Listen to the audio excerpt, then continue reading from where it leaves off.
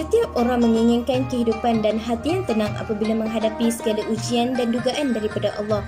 Tetapi mereka tidak tahu bagaimana untuk mendapatkan ketenangan hati. Antara cara untuk mendapatkan ketenangan hati iaitu yang pertama, memperbanyakkan selawat. Bila seseorang itu berselawat, ia akan berasa tenang. Kerana apa? Kerana selawat akan mendatangkan ketenangan dan mewujudkan kecintaan Allah.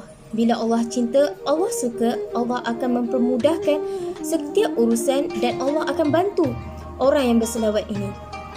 Allah juga akan melindungi orang yang berselawat daripada segala tipu daya dan hasutan syaitan.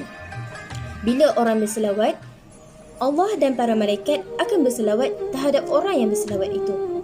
Allah berfirman dalam surah Al-Ahzab ayat 56 yang bermaksud, sesungguhnya Allah dan malaikatnya berselawat memberi segala penghormatan dan kebaikan kepada Nabi Muhammad sallallahu alaihi wasallam.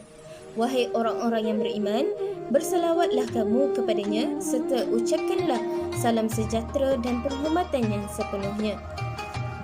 Jadi tidak rugi kepada orang yang berselawat kerana terdapat banyak ganjaran dan manfaat terhadap orang yang berselawat. Daripada hadis Nabi sallallahu alaihi wasallam yang bermaksud, sesungguhnya barang siapa yang berselawat kepadaku dengan satu selawat, maka Allah akan berselawat kepadanya dengan 10 selawat. Jadi tidak rugi kan kepada orang yang ingin berselawat? Orang yang rajin berselawat ini akan dikira sebagai orang yang paling mulia, orang yang paling baik di akhirat kelak. Yang kedua, memperbanyakkan istighfar. Bila kita beristighfar, kita meminta keampunan kepada Allah dan Allah akan memadamkan setiap dosa-dosa kita di dalam buku amalan. Dan apabila kita sering melazimi istighfar, kita memperbanyakkan istighfar, Allah akan padam dosa kita dan Allah akan buka halayan yang sebelumnya untuk diampunkan dosa. Jadi kita perlulah beristighfar setiap hari walaupun sedikit, terutamanya selepas solat, sebab kalau kita tidak beristighfar dan tidak meminta doa kepada Allah, kita dikira sebagai orang yang sombong di sisi Allah, orang yang sombong dengan Allah. Yang ketiga, memperbanyakkan membaca hati Al-Quran. Hati Al-Quran iaitu surah Yasin perlu dibaca setiap hari kerana bila kita baca surah Yasin, kita terapkan hati Al-Quran di dalam hati kita, kita akan menjadi tenang.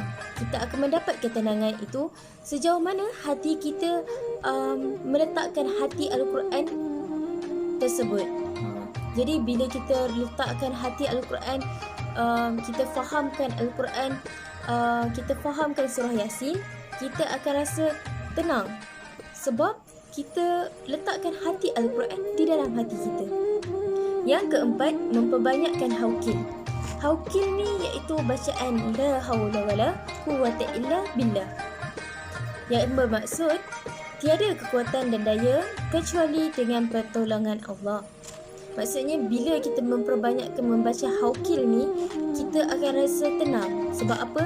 Haukil ni adalah salah satu khazanah yang diberikan oleh Allah daripada syurga kepada umat Nabi Muhammad. Umat Nabi lain tidak dapat haukil ni. Umat Nabi Muhammad je yang dapat haukil ni.